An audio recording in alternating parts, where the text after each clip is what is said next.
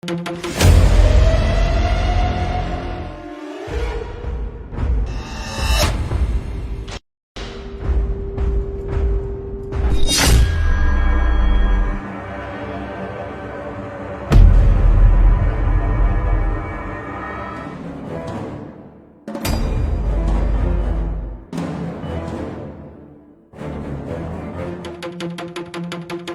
शांति, शांति। जी साहब। मैं ज़रा ऑफिस जा रहा हूँ, तो तुम घर का अच्छे से ध्यान रखना। और हाँ सुनो, मैं शाम को थोड़ा लेट आऊँगा तो बाहर से ही खाना खा के आऊँगा, खाना मत बनाना, ठीक है? साहब खाना तो आपको वैसे भी बाहर से खा के आना पड़ता। मतलब खाना क्या चाहती हो तुम? मतलब घर में खाना नहीं बन पाएगा ना साहब? अरे घर में खाना क्यों नहीं बन पाएगा? मान लो अगर मैं बाहर से नहीं खा के आता तो घर में ही बनाती ना तुम। हाँ बनाती तो साहब, लेकिन तब बनाती ना जब घर में गैस होती। गैस खत्म हो गई है। गैस खत्म हो गई? लेकिन कल ही तो हॉकर सिलेंडर दे के गया और एक ही दिन में गैस खत्म हो गई। हाँ साहब वही मैं खुद सोच रही हूँ, वो कल सिलेंडर दे के गया है, रात को मैंने लगाया और सुबह गैस खत्म हो गई। किस तरह की बातें कर रही हो तुम? कल वो तौल के मुझे बराबर गैस दे के गया है और इस तरह से रातों रात सिलेंडर कैसे खत्म हो सकता है? साहब वो सब तो मुझे नहीं पता, मैं तो कहती हूँ साहब मुझे तो लग रहा है कि उस हॉकर ने कुछ घपलेबाजी करी है। अरे नहीं नहीं, वो ऐसा लड़का नहीं है। और वो 2 साल से हमारे यहाँ गैस देता आ रहा है, वो बराबर गैस दे के जाता है, वो कभी कमी पेश ही नहीं करता गैस में। अरे साहब आप नहीं जानते हॉकरों को, ये ना उनका साइड बिजनेस होता है, आधी गैस निकाल लेते हैं। और तो और उनके कांटों पर भी विश्वास नहीं करना चाहिए, उसमें भी उन लोगों ने गड़बड़ करके रख रखी होती है पहले से ही। अरे शांति, पता नहीं तुम ये किस तरह की बातें कर रही हो। और तो और जब से तुम काम पर आई हो तब से 10 दिन भी सिलेंडर नहीं चलता, महीने में 3 सिलेंडर भरे जा रहे हैं। मुझे तो समझ नहीं आ रहा, मुझे तो ऐसा लगता है कि तुम जैसे गैस को कहीं गायब कर रही हो। अरे साहब आप ये कैसी बातें कर रहे हैं? आप खुद जानते हैं, आप खुद अपनी आंखों से देखते हैं ना, मैं तो सिर्फ खाना बनाती हूँ आपके यहाँ, और मैं क्या कर लूंगी गैस से? और आप खुद सोचिए, गैस कोई ऐसी चीज तो है नहीं जिसको मैं थैली में डाल के अपने घर ले जाऊंगी। अरे वो सब ठीक है, लेकिन एक बात बताओ, इतनी जल्दी सिलेंडर कैसे खत्म हो सकता है? साहब वो सब मुझे नहीं पता, पर हाँ ये ना मुझे सच में लग रहा है कि कंपनी से ही कोई गड़बड़ होकर आ रही है।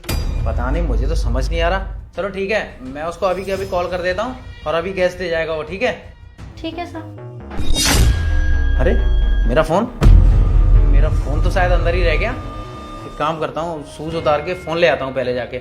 अरे साहब शूज उतारने की क्या जरूरत है, आप ऐसे ही चले जाइए ना। अरे तुम्हें पता है ना कि सुबह मैंने पूजा वाले कमरे में शायद मोबाइल चार्जिंग पे लगाया था, तो वही लेने जाना, शूज तो उतारने पड़ेंगे।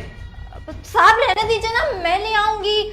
आप कहाँ जाएंगे? अरे तुम अभी नहाई भी नहीं हो और मैं इस तरह से अपने पूजा घर में किसी को नहीं जाने दे सकता। चुपचाप रहो तुम। पर साहब साहब साहब। अरे तुम्हें गिर कैसे गया और ये बेड कैसे टूट गया शांति? मैं एक बार चेक कर लेता हूँ इसको। अरे ये तो वही सिलेंडर है जो सुबह होकर देके गया था कल। हाँ साहब। तो ये सिलेंडर इस बेड में क्या कर रहा है? और तुम मुझसे क्या बोल रही थी कि साहब सिलेंडर खत्म हो गया? अच्छा अब मुझे समझ आया कि जब से तुम आई हो तब से हर 10 दिन बाद सिलेंडर खत्म कैसे हो जाता है। तुम यहाँ रख के इसको चोरी करके अपने घर ले जाती होगी ना हमारे पीठ पीछे। और तुम्हें तो पता है ना कि तुम्हारी मेम साहब तो ऑफिस जाती है और मैं भी ऑफिस जाता हूँ, तो इस मौके का फायदा उठाकर तुम हमारे घर में चोरियां करती फिर रही हो शांति। हाँ साहब ये चोरी मैंने ही करी थी। देखो तो, एक तो चोरी, ऊपर से सीना चोरी। और मुझे एक बात बताओ, तुमने ये सब किया क्यों? साहब मैंने भले चोरी करी, साहब मैंने ये सब जानबूझ के नहीं किया, मेरी इसके पीछे बहुत बड़ी मजबूरी थी। अरे ऐसी क्या मजबूरी थी जो तुम्हें मेरे घर में चोरी करनी पड़ी, वो भी सिलेंडर की? तुम्हें जरा भी शर्म नहीं आई ये सब करते हुए? और तो और मैंने तुम्हें बोल रखा है कि तुम्हें कभी किसी चीज की जरूरत हो तुम मुझसे आकर बोलो। तुमने मुझसे कभी कुछ बोला क्यों नहीं? तुमने मुझसे कभी कुछ आकर बोला क्यों नहीं? उल्टा तुम मेरे घर में चोरियां करना स्टार्ट कर दी। वाह शांति वाह। साहब आपको कुछ भी नहीं पता है कि आपके घर में क्या चल रहा है। क्या चल रहा है मतलब? कहना क्या चाहती हो तुम? मतलब साहब ये कि मालकिन ने हमें पिछले 5 महीने से हमारी तनख्वाह नहीं दी है साहब। क्या बकवास कर रही हो तुम? साहब मैं कुछ झूठ नहीं बोल रही, मैं सच बोल रही हूँ। मालकिन ने हमारी न जाने कितने महीने की तनख्वाह रोक रखी है। और साहब हम ठहरे गरीब आदमी, आपको तो पता ही है ना कि एक वक्त की रोटी के लिए कितना मुश्किल होता है गरीब आदमी के लिए गुजारा चलाना।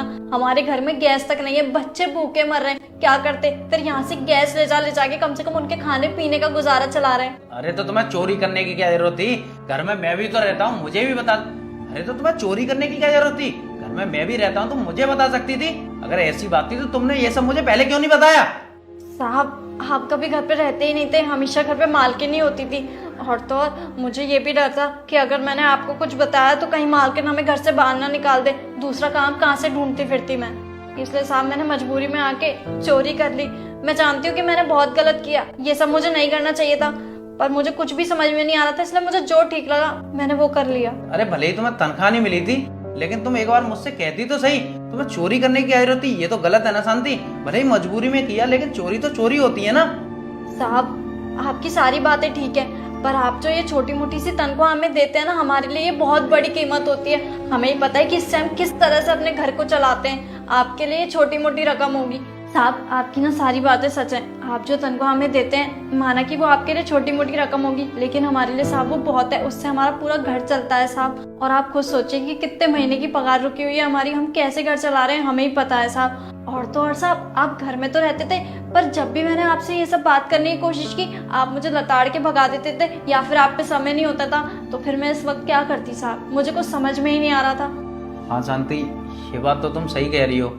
तुमने पहले मुझसे बात करने की कोशिश की थी, मुझे लगा कि शायद तुम घर के कोई काम धंधे बता रही होगी, इसलिए मैंने इग्नोर कर दिया था, लेकिन मुझे नहीं पता था कि तुम्हारे साथ ये सब चल रहा है। और तो और मैंने अपनी बीवी को भी सब कुछ बोल के रखा था कि शांति को कभी किसी चीज़ की कोई कमी महसूस ना हो, और उसने तुम्हारे साथ ये सब किया। प्लीज़ तुम मुझे माफ़ कर देना, और मैं उससे बात करूंगा, और तुम मुझे बता दो तुम्हारे कितने मंथ का हिसाब है, मैं अभी के भी सारे पैसे दे देता हूँ। लेकिन हाँ, आगे से कभी चोरी मत करना।